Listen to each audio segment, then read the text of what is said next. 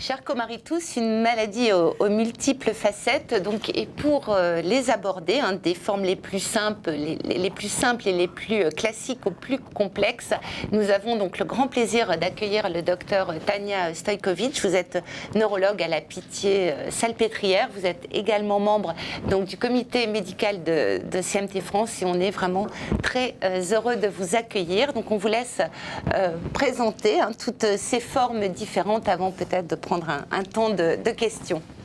Merci beaucoup de l'invitation. Je suis très heureuse d'être là aujourd'hui. Je ne vous vois pas, mais vous êtes certainement online derrière. Mais je vous dis à tous bonjour. Je suis très contente d'être là.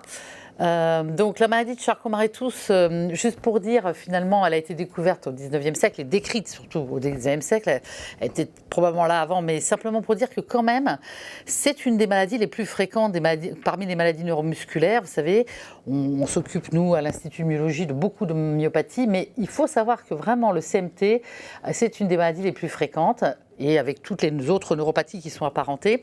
Donc je pense que vraiment, il faut vraiment axer encore plus en France la recherche là-dessus, stimuler tous nos jeunes chercheurs pour essayer de trouver et des traitements et comprendre la physiopathologie. Donc moi, j'y suis très favorable puisque vraiment, je pense qu'il faut vraiment mettre l'accent sur cette maladie. Donc vous voyez, ça a été décrit par des neurologues français, Charcot et Marie-Pierre, sur une forme progressive d'atrophie familiale, puisqu'ils étudiaient les grandes familles, puis un anglais qui s'appelle Tooth. Et quand même, je fais un petit rappel sur Dejerine-Sottas. Certains se reconnaîtront peut-être, puisque c'est une appellation qu'on a encore de maladie quand même un peu plus sévère, de maladie de Charcot-Marie-Tooth, c'est une scoliose souvent marquée, précoce, et une perte de la marche qui se fait avant 20 ans. Donc, sous ce nom Dejerine-Sottas se cachent plusieurs gènes, mais c'est quand même quelque chose qu'on reconnaît du point de vue ce qu'on appelle phénotypique. Voilà, alors donc vous voyez, ça c'est l'historique, c'est simplement pour vous rappeler, parfois les patients disent comment ça se fait qu'on ne trouve pas tout ça très vite, les gènes, mais quand même le premier gène pour le Charcot-Marie, vous voyez, c'est quand même 92, c'est quand même pas si vieux que ça, avec, bon là c'était le temps de la clinique, avec la description clinique, ces gens-là ne connaissaient pas les gènes, mais avaient très très bien décrit la maladie, et vous voyez peut-être en dessous sur une première photo qu'il y a quelques formes qui sont asymétriques, et vous verrez peut-être auprès de vous, de votre famille, que les jambes peuvent parfois être l'une plus déficitaire que l'autre. La symétrie n'est pas quelque chose qui est rédhibitoire dans la maladie. Et vous voyez ici, j'ai mis les principaux gènes. Effectivement, à chaque fois, ça tourne toujours autour de ces gènes-là. La grosse majorité de nos patients a des mutations dans ces gènes. Bien sûr, PMP22, la duplication que vous connaissez tous. Et puis d'autres gènes qu'on appelle P0 ou myelin protein 0. Là, GJB1, c'est la connexine 32, mitophysine 2 et le SORD qui est sorti quand même en 2020. Donc grosso modo, j'avais mis 5 gènes majeurs, certainement 4. À chaque fois qu'on fait des publications dans le monde, même que ce soit chez les Chinois ou USA ou ailleurs, ça tourne toujours autour de ces 4 gènes majeurs et le SORD qui est sorti là avec ce qu'on vient de vous présenter comme essai thérapeutique aussi dans cette forme-là. Donc ça, c'est important à retenir parce qu'après, on va trouver des gènes pour chacun, effectivement, de vous, mais c'est des formes extrêmement rares, effectivement. Donc voilà. Donc, d'habitude, le Charcot-Marie, vous savez peut-être, parmi vous, la forme la plus classique, c'est la forme finalement distale, ça veut dire les extrémités qui sont atteintes. Ça démarre toujours par les petits muscles des pieds, puis ça va remonter tout doucement sur la jambe avec ce qu'on appelle un stépage, c'est des difficultés à la marche et l'accrochage du pied qui entraîne des chutes. Il y a également une atteinte des mains, difficulté à boutonner, difficulté à serrer, à ouvrir les bouteilles, voilà. Mais ces formes-là restent ambulatoires, ça veut dire jusqu'à très tard, les patients gardent la marche. Bon, parfois, il y a besoin d'une canne, comme je dis, vers 60-65 ans, quand on a des problèmes d'équilibre, mais la forme classique garde la marche, d'accord ? Et les muscles proximaux, c'est-à-dire tout ce qui est les muscles, les cuisses, tout ça, sont quand même assez bien conservés. Voilà, donc ça, c'est vrai que c'est la forme classique. Mais il n'y a pas que ça, et simplement, j'ai fait un petit rappel parce que le CMT, c'est une forme sensitive et motrice. La sensibilité, la motricité est touchée. Et vous avez ce qu'on appelle le CMT spinal ou qu'on appelait le CMT spinal, qui est des patients qui ont une atteinte motrice pure, qui n'ont pas de problème sensitif, mais qui en tout point ressemblent à ces formes-là quand on les regarde. Voilà. Donc, alors ça passe pas très bien, mais voilà, je voulais simplement vous dire qu'on raisonne comment ? On raisonne, nous, déjà, comment est l'hérédité. Donc on fait toujours un petit arbre généalogique, on vous demande si maman, papa avaient des problèmes par exemple, ou les frères et sœurs. Et puis on fait l'électromyogramme très rapidement pour savoir si, comme on dit, c'est la gaine de myéline qui est malade ou si c'est le câble à l'intérieur, c'est-à-dire l'axone. Et puis il y a des formes dites intermédiaires. Les biopsies nerveuses, là, on les fait quasiment plus aujourd'hui, on le faisait il y a très longtemps. Maintenant, ce n'est plus la peine quasiment, sauf pour éventuellement diagnostiquer d'autres maladies qui ressembleraient à la maladie de Charcot-Marie-Tooth. Donc on fait essentiellement l'examen clinique, dresser l'arbre généalogique, faire l'électromyogramme rapidement pour voir si c'est la gaine qui est malade ou l'axone. Et à ce moment-là, on va dire, on pense que c'est, comme on dit, dominant, etc. Donc, je vous ai mis les gènes démyélisants, les gènes qui atteignent la gaine de myéline.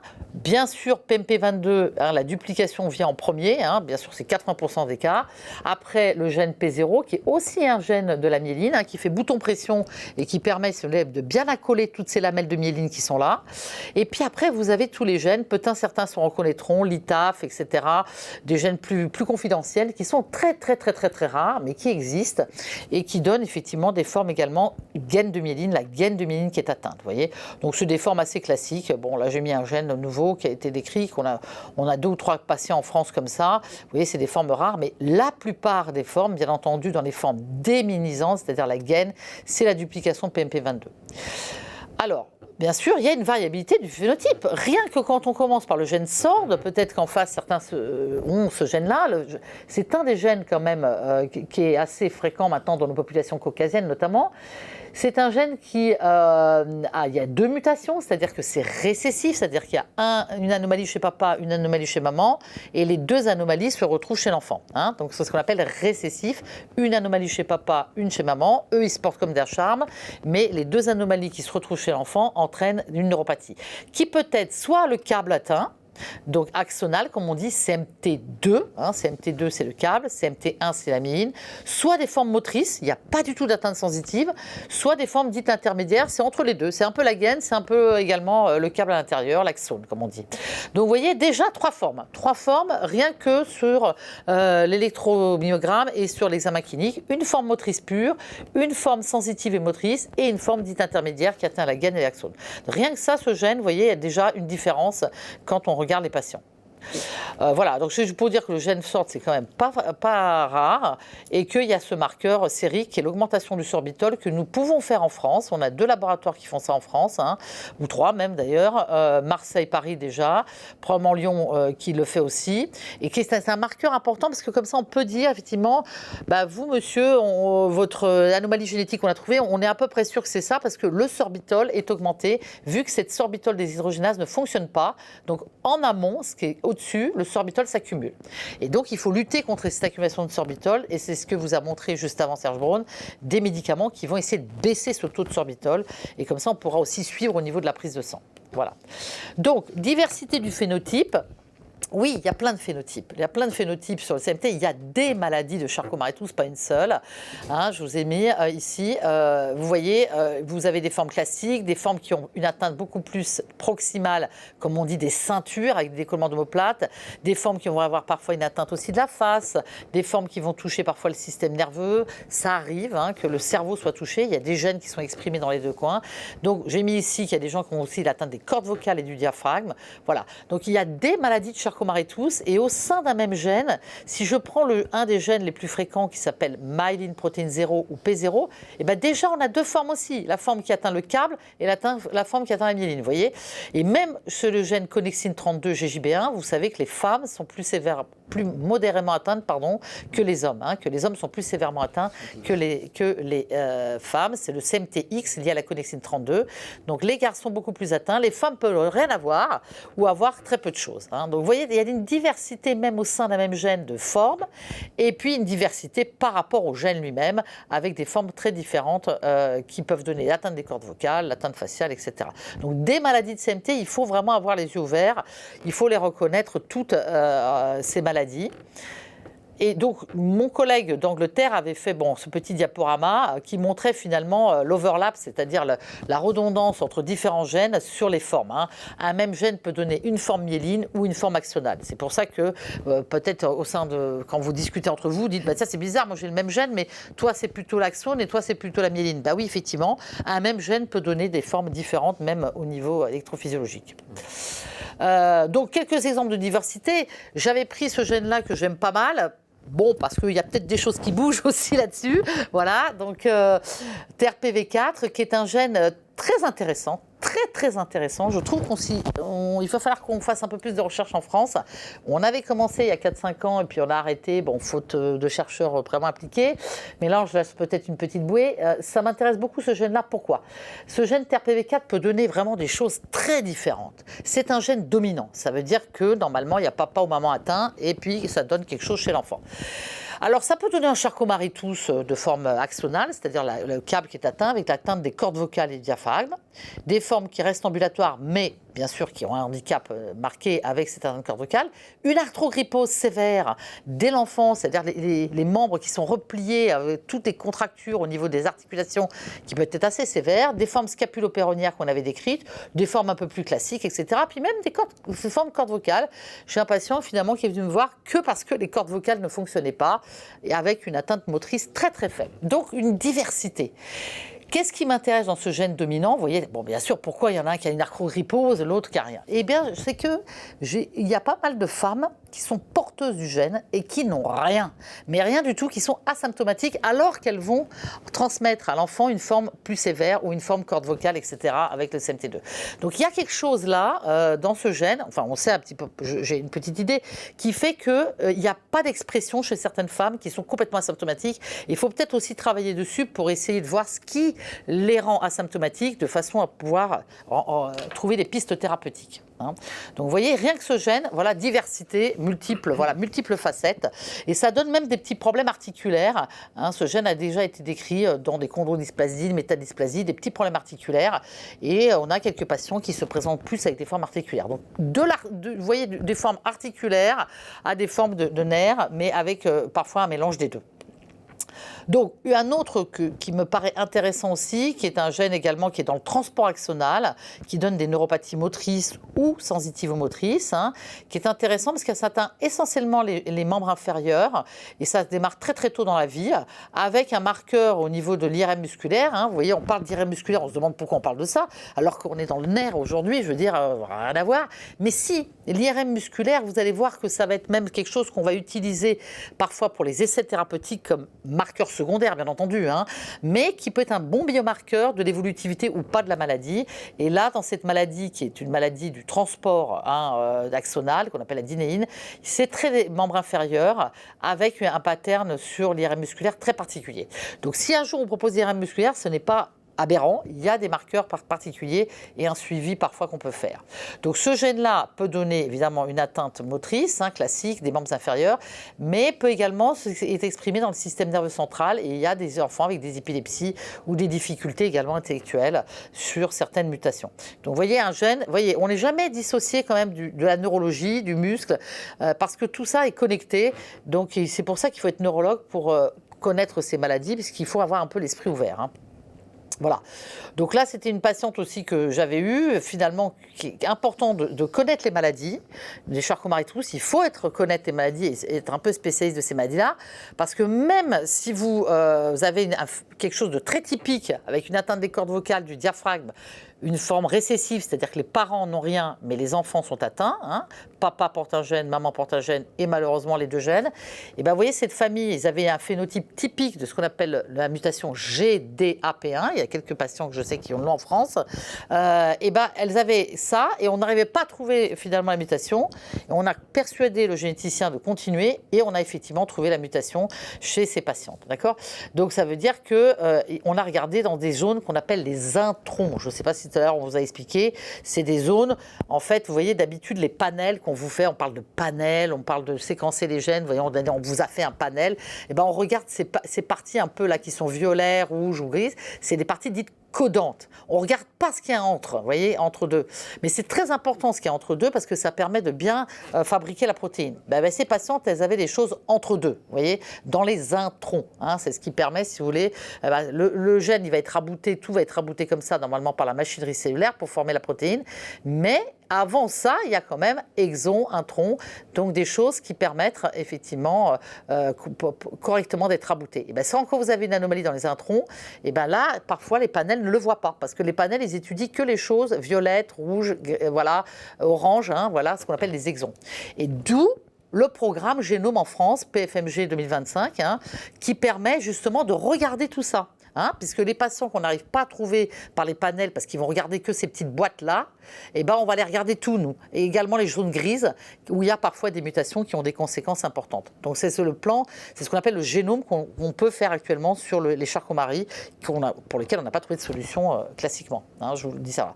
Voilà, donc le séquençage au débit a commencé en France. Hein, les panels, je vous ai dit, c'est que les petites boîtes. Hein, c'est pas ce qui est entre les boîtes.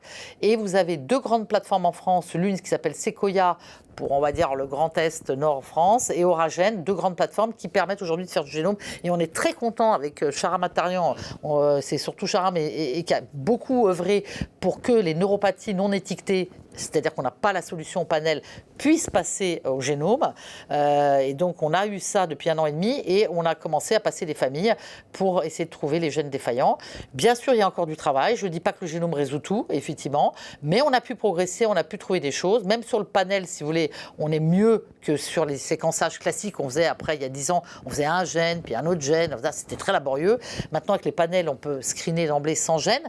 Mais le CMT2, le format axonal, malheureusement, c'est 30 à 35% de succès sur le panel. Et on gagne, allez, 10% maximum en plus avec ce fameux génome. Donc vous voyez, on n'a pas encore tout compris, il y a encore beaucoup de choses à découvrir. Mais on s'y attache parce qu'on a un groupe également de recherche qui est impliqué en France pour aller plus loin. Voilà, donc ce que je voulais vous dire, on a fait un petit résumé, si un jour ça vous intéresse, dans la revue neurologique, pour montrer un peu la diversité des phénotypes sur les maladies de Charcot-Marie-Tooth, qui intéressent aussi bien le système nerveux périphérique, c'est-à-dire les nerfs de la périphérie, que le système nerveux central. Et j'aurais pu mettre probablement ici également le muscle, je ne l'ai pas mis ici, mais il y a des gènes qui également donnent des maladies musculaires et des gènes qui vont donner, les mêmes gènes qui vont donner des maladies de nerfs. Hein. C'est plutôt rare, mais ça existe aussi. Donc tout ça est connecté, muscle, nerfs et système nerveux central. Il faut connaître l'ensemble pour pouvoir effectivement au mieux apporter un diagnostic précis à vous, les patients. Et puis, bien sûr, ce qui vous intéresse, c'est la thérapie, mais il faut d'abord comprendre la physiopathologie, comment ça marche pour pouvoir faire la thérapie. Et ça, effectivement, moi, je milite avec Sharam, notre collègue, pour que, effectivement, la recherche sur le nerf périphérique soit vraiment quelque chose de leader en France et dans le monde, pour qu'on puisse vraiment avoir les essais en France et avoir également nous-mêmes des trouvailles thérapeutiques. Voilà, je vous remercie. C'est nous qui vous remercions, Tania Stojkovic. Merci beaucoup et merci pour cet appel à la recherche, pour votre implication personnelle. Et je rappelle bien sûr que nous retrouverons Sharam Atarian donc, pour notre table ronde aussi, puisqu'il la modérera. Alors peut-être Alexandre Oyo, une réaction, et nous avons également des questions pour le docteur Stojkovic. Oui, alors merci infiniment. Quelle énergie, ça fait plaisir à voir. On a besoin de chercheurs comme ça, comme vous. On a besoin de chercheurs, je l'ai entendu, on manque de chercheurs en France, on manque de moyens sur CMT. Les photos qu'on a vues nous rappellent à quel point la maladie n'est pas si bénigne que ça. On l'entend souvent, oui, on n'en meurt pas si on la compare à d'autres. Mais enfin, c'est une maladie invalidante et les photos le montrent bien. Et on ferait mieux parfois de montrer ces photos à nos décideurs, et peut-être qu'ils en prendraient un peu plus conscience. On représente quand même 30 000 personnes en France, 3 millions dans le monde, 300 000 en Europe. Donc c'est pas rien. Donc je pense qu'on a un gros travail à rappeler que nous sommes nombreux concernés et que nous sommes un peu le parent pauvre de la recherche sur le nerf périphérique. Donc on a besoin de muscler vraiment, sans faire de mauvais jeu de mots, la recherche pour les CMT. On a vu aussi que c'était une maladie complexe, qu'il y a encore beaucoup de choses à apprendre et beaucoup de symptômes que l'on découvre, sans tomber non plus dans le travers de tout associer à la maladie. Il y a quand même beaucoup de symptômes qu'on découvre aujourd'hui et qu'on associe parce qu'on a une meilleure compréhension de la maladie. Tout à fait, oui, bien sûr, il faut pas tout. C'est pour ça qu'il faut bien la connaître pour dissocier ce qui n'appartient pas à la maladie de ce qui appartient à la maladie.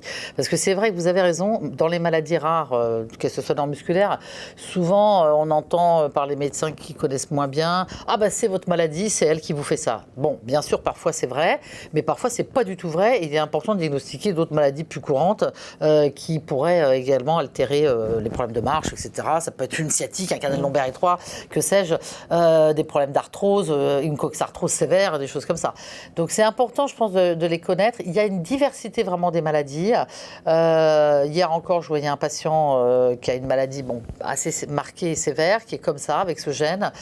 Donc il faut le connaître. C'est pas une amyotrophie spinale, ça pourrait ressembler, mais ce n'est pas ça, effectivement. Donc il faut les connaître pour les diagnostiquer au mieux. Moi, je pense que ce qui m'intéresse le plus, c'est vraiment toutes ces formes qui sont peu symptomatiques ou asymptomatiques, avec très peu de choses. Il y a quelque chose à creuser. Sur même les CMT1, j'en discutais avec une patiente, il y a quelques CMT1 qui sont très peu symptomatiques et qui, même du point de vue électrophysiologique, c'est-à-dire l'électromyogramme, qui sont étonnants. C'est-à-dire qu'on n'attendrait pas du tout ça du CMT1, le PMP22 dupliqué. Donc il y a quelque chose à creuser. Prenons le fil de ces patients qui n'ont pas de symptômes ou très peu, pour voir pourquoi ils sont comme ça, de façon à pouvoir également brancher la thérapeutique, trouver des solutions. Qu'est-ce qui fait que ces gens-là, finalement, n'ont pas d'expression, ou très peu. Comme je vous ai dit pour TRPV4, nous avons plusieurs exemples de mamans, peut-être c'est plus les femmes, je ne sais pas, qui sont asymptomatiques, alors que leurs enfants sont vraiment très atteints. Donc il y a quelque chose à creuser. Et donc c'est vrai qu'on pourrait se référer, on pourrait dire, tiens, les Américains vont faire, bien sûr, ils ont beaucoup de moyens, mais on peut aussi faire en France, parce qu'on a, je pense, une équipe clinique en France partout, mes collègues sont très dynamiques. Et donc moi, je souhaite aujourd'hui vraiment qu'on puisse booster et soutenir la recherche française pour qu'on puisse nous-mêmes essayer de comprendre des choses, trouver des choses, etc. Puisque si vous êtes leader et que vous travaillez beaucoup, vous allez voir, les laboratoires vont venir et vont faire les essais chez vous. Merci beaucoup. Deux questions de nos internautes, docteur. La première, donc, quelles sont les manifestations sur le diaphragme, puisque vous avez dit que voilà, il pouvait être atteint. S'agit-il de douleurs sous-costales, que de pie facias spasmée? Non, pas trop de douleur. Le problème du diaphragme, c'est surtout l'atteinte respiratoire, en fait. Donc, effectivement, c'est pas trop les douleurs. Bon, on peut avoir du mal peut-être à l'ampliation thoracique, mais c'est surtout, effectivement, le problème va se poser des difficultés à respirer, l'apnée la nuit, évidemment. Alors là, le problème, c'est la nuit. Il y a, même dans le CMT1, il a été décrit de l'apnée nocturne, de la nécessité de ventilation, parfois à un certain âge, 50, 60 ans, surtout quand on prend du poids. Mais il y a des formes avec véritablement une atteinte diaphragmatique. Et c'est là qu'il faut les surveiller de près. Ça a l'air très insidieux, effectivement, mais c'est des choses qui peuvent décompenser à l'occasion d'une pneumopathie, d'une infection pulmonaire, on va dire, d'une bronchite ou d'une grossesse, par exemple. Donc voilà. Donc il y a des formes, effectivement, qui ont le diaphragme atteint, comme dans d'autres maladies musculaires, et ça se traduit par des difficultés à respirer, parfois la journée, mais surtout la nuit, Très bien. Et une deuxième question, donc, est-ce que les luxations de hanches dès l'enfance se doivent interpeller, même si personne de la famille n'est atteint? Tout à fait, vous avez tout à fait raison. C'est une très bonne remarque de nos internautes. Là, la luxation de hanche n'est pas spécifique de la maladie de Charcot-Marie-Tooth. D'autres maladies musculaires peuvent la donner. Mais effectivement, si vous avez quelqu'un qui a été langé, qui a été luxé ou subluxé, il y a même un article qui est paru, si ça vous intéresse, sur les luxations de hanche et les subluxations à la naissance. Ça se retrouve dans le Charcot-Marie, oui, notamment lorsqu'il y a des formes un peu plus sévères. D'accord. Donc, ce n'est pas spécifique du Charcot-Marie. D'autres maladies musculaires peuvent le donner. Mais vous avez raison, c'est quelque chose qui passe complètement parfois inaperçu, mais qui est en relation. Voilà. Très bien. Merci beaucoup, Alexandre. Je ne sais pas si vous avez d'autres questions. Non, j'ai pas d'autres questions. Renforçons la recherche. Je crois que c'était un message fort et je le redis, mais je crois qu'on ne le redira pas assez. Voilà, et on interviendra auprès des plus hauts niveaux pour booster le Charcot-Marie. Un mot peut-être, docteur, comment est-ce qu'on peut vous aider? Quelles sont justement les démarches que vous menez avec Charam pour vraiment impulser ces recherches? Nous avons les centres de référence français, bien sûr, un Philnemus mené par Charam, et nous avons un groupe de travail CMT là, qu'on se réunit 3 ou 4 fois par an, chercheurs, cliniciens, pour essayer de voir les projets qui peuvent être développés, pour soutenir au maximum nos chercheurs, pour essayer de jouer des coudes un petit peu à l'international pour dire qu'on est là, vous voyez, parce qu'il faut être présent, hein, c'est comme ça. Hein. Si vous n'êtes pas présent, on vous oublie. Donc on essaie aussi de présenter à l'international. Je pense qu'il faut aussi un petit peu qu'on aille un peu plus haut vers les ministères pour expliquer que quand même, vous voyez, c'est quand même une maladie neuromusculaire fréquente. Regardez dans la rue un petit peu, vous avez rien que les CMT classiques, etc., qui sont assez fréquents. Je pense qu'il faut qu'on arrive à dire que c'est une cause aussi quand même nationale, aussi bien que le muscle, les myopathies. C'est vraiment quelque chose qui est important. Donc moi, je suis pour que effectivement ce handicap-là soit reconnu et qu'on puisse un peu plus mettre de moyens dessus. Voilà. Et l'implication juste d'une Big Pharma, Alexandre en a parlé, Serge Braun également, est-ce que ça peut contribuer justement à remettre un coup de projecteur? Tout à fait. Si il y a une Big Pharma qui arrive et qui met un coup de projecteur, il peut financer des projets notamment. Il peut bien sûr certainement mettre en place des essais thérapeutiques. C'est ce qu'on veut, nous, pour nos patients. Donc, c'est important que tous ces Big Pharma s'intéressent maintenant aux nerfs et aux thérapies qui vont arriver. Pas seulement la thérapie génique, parce que c'est assez compliqué, mais d'autres moyens contournés pour pharmaceutiques, autres, métaboliques, qui pourraient effectivement améliorer le fonctionnement du nerf. Très bien. Et peut-être une dernière question, puisqu'on a bien entendu également votre message sur l'importance des recherches sur les formes les plus légères, voire asymptomatiques. Est-ce qu'elles existent déjà aujourd'hui? Oui, elles existent. Mais pas suffisamment. Elles existent, il faut qu'on cherche un peu, il faut qu'on fasse un travail dessus. Moi, je pense qu'il y a... Bon, si vous voulez, les Américains commencent déjà un petit peu à effleurer le sujet, parce que je pense qu'ils voient qu'il y a quelque chose à exploiter là-dessus, peut-être au niveau génétique, peut-être au niveau métabolique, mais il y a ces formes, je pense qu'on s'est beaucoup penché sur la thérapie des formes bien sûr présentes et handicapantes, mais on n'a pas trop regardé ces patients, qui se plaignent pas beaucoup d'ailleurs, puisque voilà, mais il y a peut-être quelque chose à chercher là. Pourquoi sont-ils asymptomatiques? Pourquoi ils n'ont rien? Pourquoi finalement, qu'est-ce qui les protège? Et donc, c'est pas que seulement dans le Charcot-Marie, il y a d'autres maladies comme ça. Mais je pense qu'il faut essayer de... Voilà, moi j'ai beaucoup travaillé, j'aime bien travailler dessus pour essayer de comprendre, parce qu'on a peut-être une voie thérapeutique là-dessus. Très bien. Excellent. Merci beaucoup, docteur. Et donc, on vous retrouve, bien évidemment, pour notre table ronde avec d'autres questions de nos internautes. Et nous poursuivrons, bien sûr, la journée dès 13h30 avec un autre sujet majeur, muscles et fatigue, un duo complexe dans la maladie de Charcot-Marie-Tooth. Et nous recevrons donc le docteur Charles Prado. À tout à l'heure, mais merci beaucoup.